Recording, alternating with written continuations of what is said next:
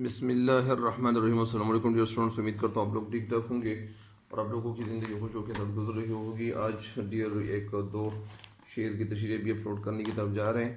اور اللہ تعالیٰ سے دعا ہے کہ آپ لوگ خوش رہیں اور آپ لوگ پرسکون رہیں اور آپ لوگوں کی زندگی خوبصورت رہے، آمین۔ آج ابھی دو شعر کی تشریح کرنے کی طرف جا رہے ہیں۔ امید کرتا ہوں کہ آپ ان سے فائدہ ضرور اٹھاؤ گے اور فائدہ اٹھاؤ گے انشاءاللہ ضرور۔ تو آگے بڑھتے ہیں شعر نمبر 4 کی طرف۔ بسم اللہ الرحمن الرحیم۔ رب اشرح لی صدری ویسر لی امری واحلل عقدۃ من لسانی یفقهوا قولی۔ شعر کیا ہے کہ آنکھ ملتے ہی یا آنکھ ملتے ہی کہو خاک حقیقت، کہوں خاک حقیقت دل کی، خاک حقیقت دل کی۔ آنکھ ملتے ہی کہوں خاک حقیقت دل کی، خاک حقیقت دل کی۔ دیکھ کر جلوہ میرے ہوش بجا ہونے دو، تم دل آزار بنے رشک کی مسیحا کیسے، کم نہ ہونے دو میرا درد رسوا سوا ہونے دو۔ آنکھ ملتے ہی کہوں خاک حقیقت دل کی، یعنی اس کا مفہوم کچھ یوں ہے کہ یہ جو شاعر تھے یا عاشق جو تھے تو ان کی آنکھ وہ محبوب کے ساتھ ملی اور جیسے ہی ملی تو محبوب نے وہ چاہا کہ یہ ان کے ساتھ باتیں کریں، لیکن شاعر کہتے ہیں کہ میں نے جب تیرے ساتھ ملاقات کی تو کیا میں ملاقات کرتے ہی میں تجھے کیا کہوں، یعنی ملاقات ہوتے ہی اپنے دل کا حال میں کیسے کہوں۔ مجھے میرے ہوش و حواس تو آنے دو، کیونکہ ابھی تک تیرا جلوہ میں دیکھ کر میرے ہوش و حواس چلے گئے ہیں، یعنی میں ہوش میں نہیں رہا ہوں۔ تو جب میں ہوش میں نہیں رہا ہوں تو میں آپ کو اپنے دل کی حالت کیسے بتا سکتا ہوں۔ ظاہری بات ہے کہ جب ایک انسان کے ہوش وہ صحیح سلامت نہ ہو اور وہ کہیں چلے گئے ہو، یعنی لوگ کہتے ہیں کہ ہوش اڑ گئے، تو ہوش اڑنے کی چیز نہیں ہے، ہوش جاتے رہے۔ تو آنکھ ملتے ہی کہوں خاک حقیقت دل کی، یعنی میں نے تیرے ساتھ آنکھ ملائی اور میں کیا خاک حقیقت تجھے بتا سکتا ہوں۔ خاک حقیقت یعنی یہ لوگ کہتے ہیں کہ میں خاک تجھے یہ بات کہہ سکتا ہوں، یہ میں نہیں کہہ سکتا۔ دیکھ کر جلوہ میرے ہوش بجا ہونے دو، میرے جو تیرا جلوہ کیا، جلوہ نظر آئے، یعنی تم میرے سامنے جو نظر آئے میرے ہوش بجا ہونے دو، یعنی میرے ہوش تک انتظار کرتے رہو۔ جب میرے ہوش ٹھکانے آ جائے، میرا ہوش صحیح ہو جائے تو پھر اگر آپ پوچھتے ہو تو پھر پوچھ سکتے ہو۔ امید کرتا ہوں کہ آپ اس مفہوم کو سمجھ چکے ہوں گے۔ اب اس شعر کی تشریح کی طرف جا رہے ہیں۔ اس شعر کی تشریح کچھ یوں ہے کہ شعر میں کہتے ہیں کہ شاعر کی محبوب سے ملاقات ہوئی ہے اور جیسے ملاقات ہوئی ہے تو پہلی ملاقات میں کیا ہوا ہے، وہ پہلی ملاقات میں ان کے جو ہوش ہے وہ چلے گئے ہیں۔ اس دوران میں محبوب شاعر سے اس کا حال ہی دل پوچھتا ہے کہ تیرے دل کا حال کیسا ہے، لیکن شاعر جواب دیتا ہے کہ اے میرے محبوب، ابھی تجھ سے آنکھ وہ لڑائی ہے اور تجھ سے آنکھ ملتے ہی اور تیرے جلوے جب میں نے دیکھے ہیں تو میرے ہوش و حواس میں نہیں رہا ہوں، میرے ہوش جو ہے وہ کہیں چلے گئے ہیں۔ اسی حالت میں میں کیسے تم کو اپنی حالت دل بتا سکتا ہوں، یعنی میں تیرے سامنے اپنی دل کی حالت میں نہیں، اپنے دل کی حالت میں نہیں بتا سکتا ہوں۔ تھوڑی دیر صبر کر لو، یعنی تھوڑا ویٹ کر لو کہ میرے ہوش جب وہ ٹھکانے آ جائے، میرے ہوش وہ ٹھیک ہو جائے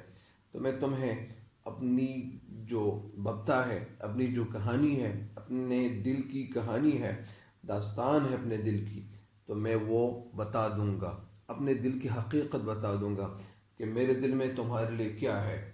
یہ ایک دفعہ پھر سنیں شعر کی تشریح۔ یعنی شعر میں کہنا یہ چاہتے ہیں کہ ان کی جو آنکھ تھی وہ مل گئی، یعنی شعر میں کہتے ہیں کہ ایک طرف محبوب کے جو بے پناہ حسن ہے، اس کا حسن، جمال، خوبصورتی دیکھ کر وہ شاعر کیا ہو گیا ہے، اس کا ہوش جو ہے وہ جا چکا ہے۔ جب اس کا جب وہ محبوب کا جلوہ دیکھتا ہے تو وہ کچھ دیر کے لیے وہ حیرت میں ڈوب جاتا ہے، اس کے حسن کو تصور میں لاتا ہے، اور وہ تصور میں لا لا کر وہ کہیں اس کا جو دماغ ہے وہ کہیں چلا جاتا ہے کہ باقی ساری باتیں جو ہے وہ میرے دل سے کہیں چلی جاتی ہیں۔ دوسری طرف یہ بات بھی ہو سکتی ہے کہ محبوب کو اپنا حال دل وہ سنانا چاہ رہا تھا، یعنی اس کا مطلب تو ایک تو یہ تھا کہ یہ محبوب کے ساتھ ملاقات کرنے، یعنی وہ ایک بات تو یہ تھی کہ محبوب کے ساتھ یہ ملاقات کرنا چاہ رہا تھا اور دیکھنا چاہ رہا تھا، لیکن اس کا دوسرا مطلب یہ ہے کہ وہ اپنا حال دل یعنی کہنا چاہ رہا تھا، ملاقات کر کے حال دل کہنا چاہ رہا تھا۔ شعر کے لفظوں سے یہ بھی ظاہر ہوتا ہے، یہ بھی واضح ہوتا ہے کہ محبوب نے شاعر کی، محبوب سے جیسی شاعر کی ملاقات ہوئی ہے تو محبوب نے اس کا حال دل پوچھا ہے۔ یعنی کبھی کبھار ایسا بھی ہو جاتا ہے کہ کچھ لوگ جلدی میں ہوتے ہیں اور جلدی میں ہوتے ہیں، تو اس وجہ سے یہ شاعر کہتے ہیں کہ میں جلدی میں تھا اور وہ جلدی میں اس نے پوچھا کہ یار تمہارے دل کی حالت کیسی ہے، تم کہنا کیا چاہ رہے ہو، کیوں آئے ہو، کیا وجہ ہو سکتی ہے؟ جواب میں شاعر نے کہا کہ ابھی تو تیرے ساتھ میری آنکھ ملی ہے، یعنی ابھی تجھے میں نے صرف دیکھا ہی ہے، اور تیرے حسن کے جلووں نے میرے ہوش جو تھے وہ کہیں کے نہیں چھوڑے ہیں، اور مجھے تھوڑا سا وقفہ دے دو، مجھے تھوڑا آرام ہونے دو، میں ذرا جب سکون سے ہو جاؤں اور جب میں تھوڑا سا میں ٹھہر سکوں، میں تھوڑا وقت گزار لوں، تو اگر اس کے بعد اگر آپ حال دل پوچھیں۔ کبھی کبھار ایسے بھی ہو جاتا ہے کہ بہت سارے لوگ ایسے ہوتے ہیں کہ وہ تھکے ہوئے ہوتے ہیں، وہ کہیں دور سفر سے آئے ہوئے ہوتے ہیں، اور کبھی کبھار یعنی یہ کبھی کبھار ایسا ہو جاتا ہے وہ دور اور سفر سے آئے ہوئے ہوتے ہیں، اور جب گھر میں پہنچ جاتے ہیں تو کبھی کبھار کچھ لوگ ایسے ہوتے ہیں کہ وہ فوراً اس سے پوچھنا شروع کرتے ہیں، حالانکہ یہ بات بالکل صحیح نہیں ہے کہ آپ کسی سے فوراً پوچھیں، یہ بالکل یعنی یہ اصل میں وہ بیچارہ تھکا ہوا آیا ہوا ہوتا ہے، اور پھر جب آپ ان سے فوراً پوچھیں تو یہ اچھی بات تصور نہیں کی جاتی ہے۔ شاید اگر آپ پوچھیں ان سے تو وہ شاید غصہ ہو جائے، تو ان کو تو غصہ دلانے نہیں چاہیے کسی کو، اسی وجہ سے شاعر یہ کہہ رہا ہے کہ تھوڑا مجھے دم ہونے دو، جب میں تھوڑا سا میں انتظار کر لوں، میں تھوڑا سا میں سکون میں ہو جاؤں، میں تھوڑا سا ٹھیک ہو جاؤں، میں سدھر جاؤں، میں ٹھیک ہو جاؤں اور میرا ذہن ٹھکانے آ جائے، تو پھر اگر اب تم مجھ سے پوچھنا چاہتے ہو تو پھر پوچھ سکتے ہو، یعنی میں آیا تو اس ملاقات کے لیے ہوں، میں پھر اپنی دل کی حالت میں بتا دوں گا، لیکن اگر تم ابھی سے مجھ سے پوچھنا چاہتے ہو تو میں آپ کو میں اپنی حالت بتا سکتا ہوں، یعنی میں نہیں بتا سکوں گا۔ تو اس وجہ سے شعر کی تشریح مکمل ہو گئی ہے۔ دوسری شعر کی تشریح بھی پانچویں شعر کی تشریح کی طرف بڑھتے ہیں۔ تم دل آزار بنے رش کی مسیحا کیسے، دل آزار یعنی دل کو آزار دینے والے، رش کی مسیحا کیسے، یعنی اصل میں اس شعر کا مفہوم کچھ یوں ہے کہ یعنی اے میرے محبوب، تم کب سے، یعنی تم تو دل کو تکلیف پہنچانے والے تھے، تم دلوں کو ٹھیک کرنے والے کیسے بن گئے؟ یعنی مطلب یعنی حضرت عیسیٰ علیہ السلام لوگوں کو ٹھیک کرتے تھے، اللہ کے فضل و کرم سے وہ دم کرتے تھے اور اس طرح وہ ٹھیک ہو جاتا تھا، وہ چیز وہ ٹھیک ہو جاتی تھی۔ انسان اگر وہ کسی جگہ وہ ہڈیاں پڑی ہوئی ہوتی تھی تو وہ ہڈیاں وہ ڈھانچہ وہ پڑا ہوا ہوتا تھا، لیکن وہ جب دم کرتے تھے تو وہ ڈھانچہ وہ جسم اس سے بن جاتا تھا، تو ایک انسان بن جاتا تھا، یا کسی جانور کی ہڈیاں ہوتی تھیں تو وہ جانور بن جاتا تھا۔ تو اسی وجہ سے یہاں شعر کہتے ہیں کہ یا ان کو اللہ تعالیٰ نے دوسرا معجزہ بھی دیا تھا کہ وہ جب کسی جگہ کسی کو کوئی ایک بیماری ہوتی تھی تو وہ اگر وہاں ہاتھ پھیرتے تھے تو کیا ہوتا تھا، وہ بیماری بھی ٹھیک ہو جاتی تھی۔ تو ابھی شاعر کہتے ہیں کہ تم کب سے یعنی دلوں کو ٹھیک کرنے والے بن گئے ہو، تم کب سے دلوں کو ٹھیک کرنے والے بن گئے ہو، اور تم کب سے دلوں کو یعنی دل کے درد سمجھنے والے بن گئے ہو۔ کم نہ ہونے دو میرا درد، یعنی میرا درد کم مت ہونے دو، سوا ہونے دو، یعنی میرے درد میں اضافہ مزید کر لو۔ یعنی یہ ایک بات ہے کہ اس کا مفہوم تو ہو گیا۔ اس شعر کی تشریح کچھ یوں ہے کہ یہ پرانے دور سے یعنی اردو شاعری کی روایت میں یہ محبوب کیا مشہور ہے، اذیت پسند محبوب یعنی تکلیف دینے والا مشہور ہے، اور عاشق اذیت پرست واقع ہوا ہے، یعنی عاشق جو ہے وہ تکلیف کو برداشت کرنے والا ہوتا ہے۔ اسی روایت کے پیش نظر، اسی روایت کو سامنے رکھتے ہوئے شاعر کیا کہہ رہے ہیں؟ شاعر حیران ہے، اور وہ حیرانی میں کہ وہ حیران ہے کہ محبوب نے کب سے یہ ظالمانہ رویہ بدل لیا ہے۔ یہ ظاہری بات ہے کہ محبوب سے پہلے تو بڑا ظالم تھا اور ستم کرتا تھا، اور ستم کیا کرتا تھا میں آپ کو پہلے بھی بتا چکا ہوں کہ یہ اس دور کی بات ہے کہ جب انار ایک ہوتا تھا اور بیمار 100 ہوتے تھے، تو ظاہری بات ہے کہ جب بیمار زیادہ ہو اور انار ایک ہوں تو وہ یعنی مطلب دل کے بیمار وہ زیادہ ہوتے تھے۔ تو اسی وجہ سے وہ اس وقت یعنی ہندوستان میں ایسا ہوتا تھا کہ بہت سارے لوگ جو شاعری کرتے تھے تو وہ اصل میں طوائف وغیرہ ہوا کرتی تھی، اور وہ شاعری کرتی تھی، میٹھی میٹھی باتیں سناتی تھی، تو بہت سارے لوگوں کا حلق وہاں بنا ہوا ہوتا تھا، بہت سارے لوگ ارد گرد وہ کھڑے ہوتے تھے، وہ بیٹھے ہوئے ہوتے تھے، لیکن بہت سارے لوگ ان سے گلہ کرتے تھے کہ یہ ہمیں ہماری طرف دیکھتے نہیں ہیں یا دیکھتی نہیں ہے، یہ محبوب یا محبوبہ دیکھتی نہیں ہے۔ تو پھر وہ کچھ لوگ ایسے ہوتے تھے کہ وہ خفا ہو جاتے تھے، لیکن وہ خفا اس لیے ہو جاتے تھے کہ یہ ان کی طرف دیکھتے نہیں تھے، وہ محبوب ان کی طرف نہیں دیکھتا تھا، تو لیکن لہٰذا وہ محبوب کس کس کے ساتھ وہ باتیں کرتا تھا، یعنی ظاہری بات ہے۔ اور پھر وہ بیچارہ شاعر جو ہوتا تھا وہ خفا ہوتا تھا، اور وہ شاعری کرتا تھا، اور وہ کہتا تھا کہ یار یہ تو میری طرف دیکھتا نہیں ہے، یہ ہوتا ہے وہ ہوتا ہے، تو وہ بہت ساری باتیں بناتے تھے۔ تو ابھی شاعر بھی اسی کیفیت کو، لیکن یہ شاعر جو ہے وہ ان سے تھوڑا سا مختلف ہے، کیونکہ تھوڑے سے مختلف اس لیے ہیں کہ یہ تو قلعے میں رہ رہے ہیں، اور قلعے معلّہ میں رہ رہے ہیں، اور بادشاہ قلعے میں رہ رہے ہیں، محل میں رہ رہے ہیں، تو ظاہری بات ہے کہ ان سے آگے پیچھے بہت ساری یعنی عورتیں ہوتی تھیں، نوکر چاکر ہوتے تھے، تو اسی وجہ سے نوکرانیاں ہوتی تھیں، تو اسی وجہ سے شعر میں کہتے ہیں کہ تم ظالم بننے کے بعد مسیحا کس طرح بنے، یعنی میرا درد کم کرنے کی بجائے میرے درد کو مزید بڑھا دو۔ شعر میں کہتے ہیں، میں نے تھوڑا سا تو آپ کو بتا دیا یہ شعر کی تشریح، یعنی وہ شاعری کی ایک روایت رہی ہے کہ محبوب کیا مشہور ہے، محبوب وہ تکلیف دینے والا اور عاشق تکلیف برداشت کرنے والا، یہ مشہور ہے، یہ پرانے دور سے یہ مشہور ہے۔ لیکن یہ شعر کہتے ہیں کہ شعر محبوب کے ظلم و ستم کو دیکھ کر کہتا ہے کہ اور یہ آگے کہتا ہے کہ اے میرے محبوب، تم کب سے یعنی دلوں کو ٹھیک کرنے والے، اور تم کب سے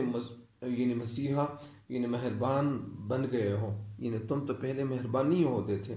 تمہارا دل تو بڑا سخت ہوتا تھا، تم تو لوگوں کو تکلیف دیتے تھے، تمہارے اندر تو ہمدردی کا جذبہ بالکل مفقود تھا، بالکل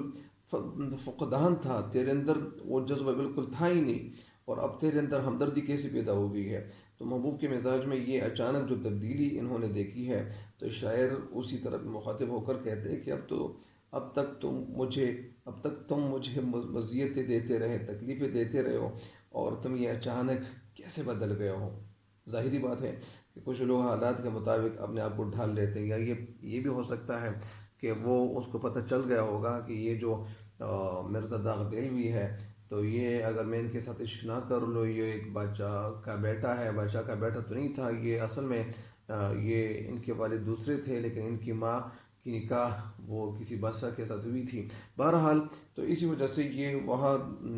محل میں ہوتے تھے، تو اس لحاظ سے شعر کہتے ہیں کہ تم کب سے بدل گئے ہو، کہ دل آزاری کے بجائے دل جوئی اور مسیحائی تم نے کب سے یہ کاروبار شروع کیا ہوا ہے۔ اب مجھے تیری یہ مہربانی اور تیری اور یہ ہمدردی مجھے بالکل نہیں چاہیے، مجھے ان ہمدردیوں کی اور مہربانیوں کی بالکل ضرورت نہیں رہی ہے، تم میرا درد کم کرنے کی بجائے میرا درد بڑھا دو، اس میں مجھے مزید تکلیفیں دیتے جاؤ، تاکہ میں اس اذیتناک زندگی سے کیا کر لوں، نجات حاصل کر لوں، میں نجات پاؤں۔ اور اسی وجہ سے یعنی اس شعر کی تشریح مکمل ہو گئی ہے۔ مطلب اس کا یہ ہے کہ یعنی یہ محبوب اس کا بدل گیا ہے، پہلے محبوب جو تھا وہ بڑا تکلیف دینے والا ہوتا تھا، اور لیکن یہ محبوب ابھی شعر کہتے ہیں کہ یہ میرا محبوب بدل گیا ہے، لیکن اصل میں عاشق کو اس میں مزہ نہیں آتا، عاشق کو تکلیف دینے میں مزہ آتا ہے کہ عاشق کو تکلیف دیتے جائے اور نہ دیکھتے جائے، اور یہ جو محبوب ہے تو یہ جب نہیں دیکھے گا، اور شاعر کہتا ہے کہ یار یہ تو مجھے نہیں دیکھتا ہے اور مجھے تکلیفیں دیتا ہے، تو وہ کبھی کبھار دیکھتا تھا، تو کبھی کبھار کیا دیکھتا تھا، وہ تو ہزار لوگ بیٹھے ہوئے ہوتے تھے، لیکن اصل میں شاعر بہت سارے وہ خفا ہوتے تھے اور وہ کہتے تھے اور شاعری کرتے تھے کہ یہ تو ہماری طرف بالکل دیکھتا نہیں ہے، ہماری طرف بالکل ہمارے ساتھ بالکل آنکھ لڑاتا ہی نہیں ہے۔ تو بہرحال یہ اصل میں یہ ان کا جو محبوب ہے یہ بدل گیا ہے، اور بدل ایسے گیا ہے کہ اسی بدلتی ہوئی صورت کو سامنے رکھتے ہوئے شاعر کہتے ہیں کہ تم کب سے ہمدرد بن گئے ہو، تم تو پہلے ہمدرد نہیں ہوتے تھے۔ تم جس طرح عیسیٰ علیہ السلام لوگ اللہ کے فضل و کرم سے وہ لوگوں کو شفا ملتی تھی، تو اب تم یہ کام کب سے شروع کر چکے ہو؟ یعنی یہ دلوں کو ٹھیک کرنے والا، لوگوں کو فائدہ پہنچانے والا یہ کام تو اللہ تعالیٰ نے حضرت عیسیٰ علیہ السلام کو سونپا تھا۔ اس شعر میں کیا ہے؟ اس میں صنعت تلمیح ہے، تلمیح۔ تو یہ تلمیح، اس میں یہ تلمیح اسے کہتے ہیں جس میں کسی تاریخی واقعہ یا کسی شخصیت کا ذکر ہو، اس کو کیا کہتے ہیں؟ تلمیح، صنعت تلمیح۔ تو اسی وجہ سے اس میں تلمیح موجود ہے۔ تو اسی وجہ سے شاعر کہتے ہیں کہ میرا دکھ اور درد، میری تکلیفیں، اس میں کمی مت کر لو، یعنی مجھے مزید ستاؤ، مجھے مزید تکلیفیں دیتے جاؤ۔ تب تو شاعر کہتے ہیں کہ جب یہ مجھے مزید تکلیفیں دیتے جائے گا اور عاشق کو پھر قرار نصیب ہوگا، قرار اس لیے نصیب ہوگا ان کے دل کو تکلیف پہنچے گی، تو تکلیف سے ان کو تکلیف میں یعنی ان کے لیے بہتری ہے۔ تو کبھی کبھار ایسا بھی ہو جایا کرتا ہے۔ اس شعر کی تشریح مکمل ہو گئی ہے، امید کرتا ہوں کہ آپ انشاءاللہ ان سے ضرور استفادہ کرو گے، یعنی فائدہ اٹھاؤ گے۔ مجھے بھی دعا میں یاد رکھیں، اور جس کسی نے میرے چینل کو سبسکرائب نہیں کیا ہے تو سبسکرائب بھی کرے اور اپنے دوستوں کو بھی بتائے تاکہ ان کا بھی بھلا ہو۔ تو یعنی کر بھلا تو بھلا ہوگا، یعنی کر سیوا تو سیوا ہوگا، یا اس طرح کھا میوہ، کر سیوا کھا میوہ۔ تو اسی وجہ سے جب آپ لوگ محنت کرو گے انشاءاللہ آگے بڑھو گے، اور ہر وقت کتابیں پڑھتے جاؤ تاکہ آپ کا مطالعہ وسیع سے وسیع تر ہوتا چلا جائے۔ ہمیں بھی دعا میں یاد رکھے، اللہ تعالی ہم سب کا حامی و ناصر ہو، اور اللہ تعالی اس وبا سے ہم سب کو چھٹکارا دے دے، آمین۔ تب تک کے لیے میں اجازت چاہتا ہوں آپ سے، اللہ نگہبان۔